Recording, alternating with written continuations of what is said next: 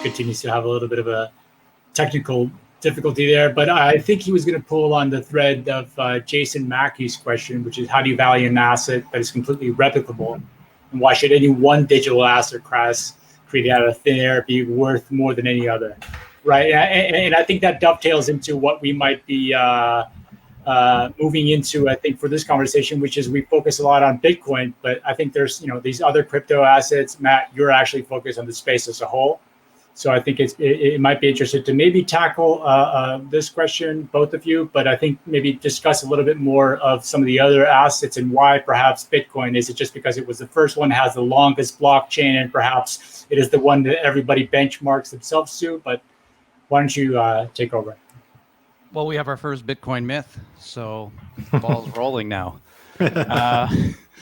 Yeah, look, the code of Bitcoin can be copied. It's out there. It's on GitHub. It's it's designed to be fork away.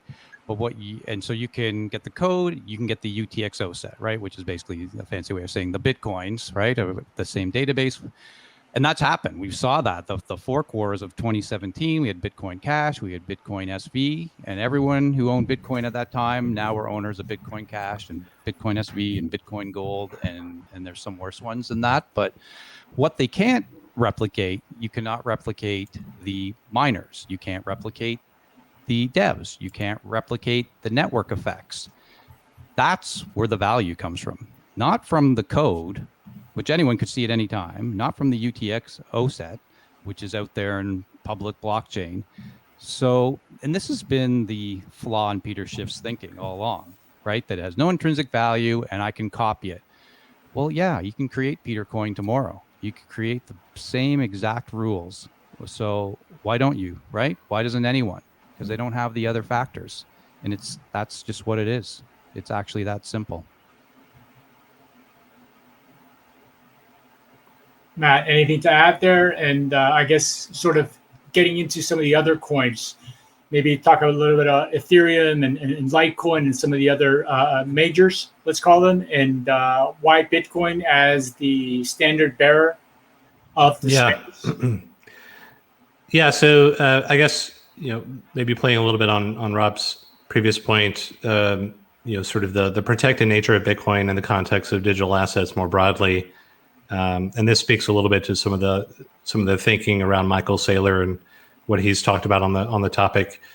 Sort of Andreessen back in the day, software eating the world. Within the context of digital assets, it's clear that Bitcoin's kind of eating the world. It is the winner in the sense that one of the beautiful things about this space, it is kind of cutthroat capitalist, so to speak, in that people vote with their feet. And it's very democratized in that respect. And so to Rob's point around, there's already been forks. People vote with their feet, right? And you've got Bitcoin Cash and Satoshi's vision. And obviously the market sort of looked at those and puked them out and went back to Bitcoin. And Bitcoin continued its steady march, right? So it's certainly possible, though, in my mind, that there could be another innovation somewhere along the way that the market decides is more interesting, right? I think replicating, to Rob's point, this notion of decentralization, it's sort of interesting. Satoshi Nakamoto comes out of nowhere, writes this white paper, and the next thing you know, 10 years later, it's a $350 billion market cap, right? It's a pretty remarkable situation. And the sort of the Nakamoto consensus algorithm and what have you is sort of beautiful in its simplicity. And again, I'm not a technologist, but the notion of being able to solve for a group agreement and or disagreement in purely algorithmic fashion is kind of interesting, right? And the fact that it is decentralized, that no one can sort of push the buttons, I think speaks to sort of the strength and the ethos that underpins Bitcoin as really sort of a belief system, right? And so it's hard to imagine. It's going to be really hard, I think, for someone to come and chip away at that. However, ETH has a lot of, I think, utility, right? This whole notion around smart contracts and so forth, I think is super interesting, super helpful. can do a great job of eliminating middlemen in the form of lawyers, for example, much more cheaply. And there's all sorts of other coins out there that have, potentially some degree of value and utility to them. I'm open to that. I'm here for it. I hope that happens, because I think it'll be an interesting evolution in this space. I think if it's only Bitcoin, then that'll be a disappointment in my mind, to see, again, the emergence of an asset class not really happen, right? And it end up just being one. I think there's other types of use cases out there. Carve out the store value use case for Bitcoin and then move along to other ones potentially with other coins. I frankly would love to see that, because that just creates more opportunity for us, of course, in our business. So I've got a couple points to add on there. So, I said it was that simple in my last comments, but Matt, what you said there in terms of people, didn't want to obviously get onto the forks of Bitcoin, and I think we're trying to articulate what we call the shelling point, which is, the fancy way of saying that people kind of agree on one form of money, or they agree right on a common form of exchange, and you typically, as we talked about earlier, converge on one form of money, and at least that's Bitcoin is that form relative to any of the forks. So that's I think just maybe hopefully better stated than what it was before. But you also said it was there's a belief, but it's not just belief. This isn't I think it's more properly talked about as proper incentives, and that was, I guess, the genius, if you will, of what Satoshi Nakamoto created in the game theory that exists with Bitcoin. The incentives for miners to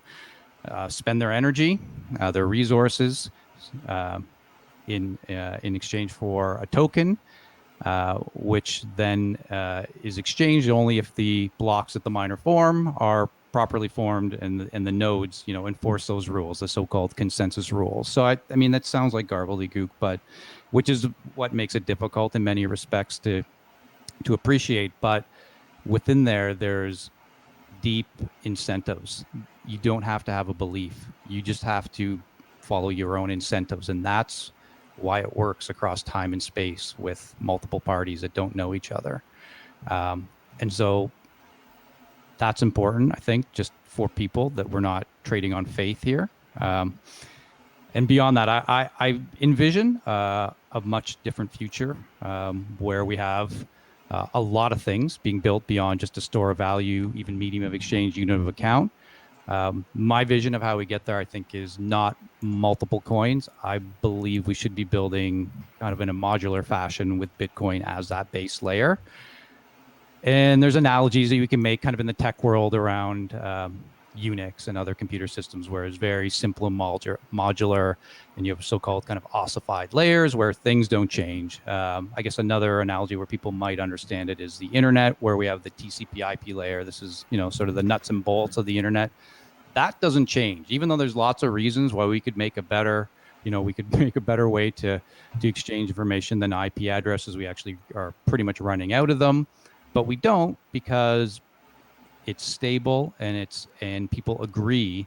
There's sort of a shelling point with TCP/IP that this system works, and there's more value in that stability, and then adding layer 2 and layer 3, whether that layer 2 is Lightning, and then layer 3, who knows what it looks like, in layer 4, layer 5, on and on, so that ultimately we have a very robust kind of DeFi system, and we can have smart contracts, but we're not building it out of the gate. And that's my issue with Ethereum and other coins, or other networks, is that they tried to build in too much functionality, too much complexity at the base layer. And that's why you continually see hacks at the base layer, which you've never seen with Bitcoin.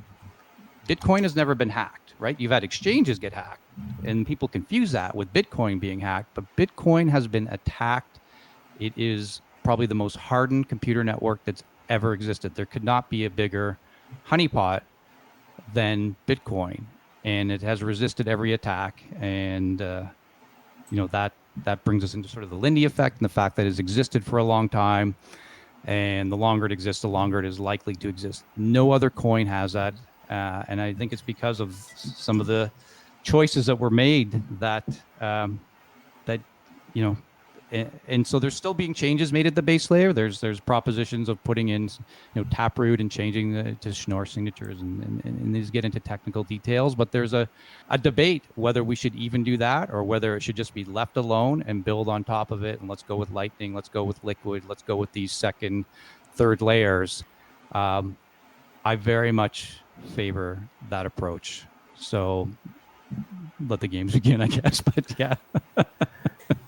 Yeah, I suppose where I might deviate a little bit there is, again, I appreciate why Bitcoin is the dominant coin in the space and why it will likely remain so for the foreseeable future. But one area where I disagree, I think, with the maximalist idea around Bitcoin is, I just find it interesting that folks that are indeed maximalists are willing to sort of poo-poo gold, for example, as an alternative, which has been around for millennia, right? And Bitcoin's been around for 10 years, I agree 10 with plus you on years. That. I think there's a real role for gold. Yeah, I agree. For what it's worth. I mean, I think there's a role for gold, but also just like, so Bitcoin's been around for 12 years or whatever it is, and suddenly supplanted gold in the minds of maximalists that has been around for millennia, yet there couldn't be something else that comes along, to supplant Bitcoin, right, in terms of relevance and dominance. Again, I think it's unlikely, but ideology, in my estimation, I think Paul Graham said is constraining. And I just like the idea of being open-minded, right? How would that play out, though? I've thought about this, and I can't conceive how you could have the so-called immaculate conception of Bitcoin, because everyone knows that it exists and how it exists. Yeah.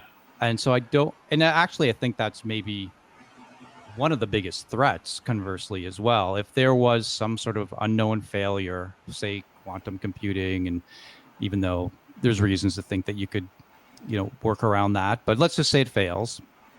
I don't know how you would easily recreate the Bitcoin network, because everyone would be like some crazy ICO, right? Everyone would want a piece of this. And Yeah. so, but similarly, I just don't see anything supplanting it. How can you have that fair distribution? How are you going to replicate? Like, there's no functionality, right, that Bitcoin can't incorporate at some layer. It's not, privacy. People talk about that. They talk about fungibility.